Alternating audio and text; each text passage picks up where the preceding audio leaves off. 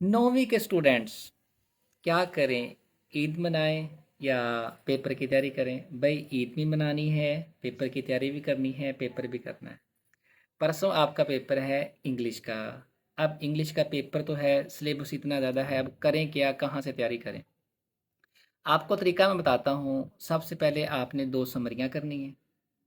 Number 2, आपने letter करने हैं, और लेटर वो करें जो मल्टी लेटर दिए गए हैं, यानी एक लेटर करें, उसका स्केच करें, बाकी एक एक लाइन उसके अंदर ऐड करते जाएं। आपने 10 लाइनें याद करनी है, 10 लेटर आपके तैयार हो जाने।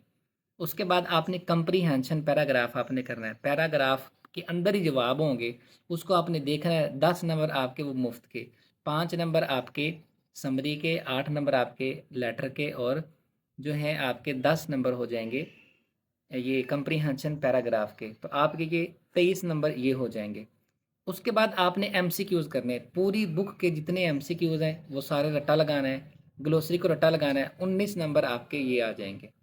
और उसके बाद फिर आपने आना है ट्रांसलेशन पे। तमाम किताब की ट्रांसलेशन नहीं करनी, सिर्फ 7 चैप्टर की ट्रांसलेशन करनी बस। 7 चैप्टर की ट्रांसलेशन करें, या ज़्यादा से ज़्यादा 9वां चैप्टर साथ कर लें। और उसके बाद जो है फिर आप क्वेश्चन आंसर करें।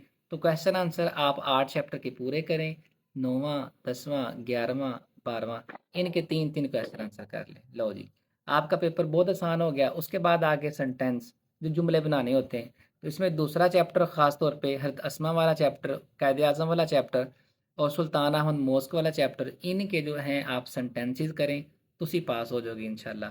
अब 2 चीज़ें रह गई, एक रह गया एक्टिव एंड पैसिव वॉइस।